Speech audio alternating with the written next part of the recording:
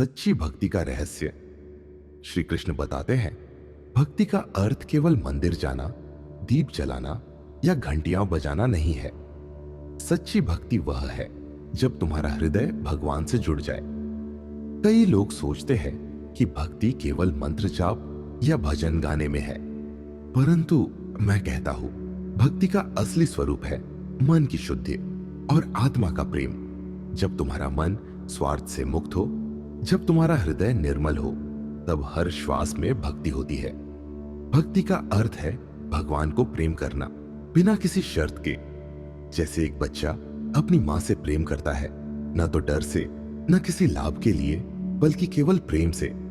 श्री कृष्ण कहते हैं, भक्त वह नहीं जो केवल ऊंची आवाज में मेरा नाम पुकारे, बल्कि वह है जो चुपचाप अपने भीतर मेरी याद को जगा ले।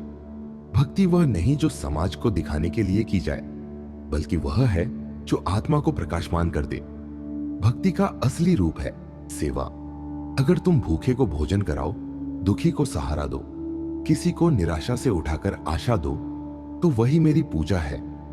भक्ति केवल आंखें बंद करने में नहीं, बल्कि किसी की आंखों से आंसू पोंछने में है। श्री कृष्ण बताते हैं, जब कोई व्यक्ति बिना अपेक्षा के प्रेम करता है, बिना किसी लाभ की चाह के दूसरों की मदद करता है, तो वह मेरे सबसे निकट होता है। क्योंकि भगवान बाहर नहीं है, भगवान हर जीव में बसते हैं। सोचो, अगर तुम्हारा मन पवित्र है तो हर जगह तुम्हें भगवान दिखाई देंगे। पेड़ में, नदी में, पशु में, इंसान में, हर जगह। और जब यह दृष्टि विकसित हो जाएगी, तब तुम्हें सच्चा साक्षात्कार मिलेगा। याद रखो, सच्ची भक्ति का मापदंड मंदिर की दीवारें नहीं, बल्कि तुम्हारा निर्मल हृदय है, जो प्रेम से जीता है, सेवा से चलता है और हर जीव में मुझे देखता है। वही सच्चा भक्त है।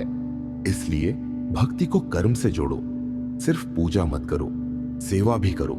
सिर्फ मंत्र मत पढ़ो, मन को भी निर्मल करो, क्योंकि मैं उस हृदय में वास करता हूं जो प्रेम और करुणा से भरा होता है।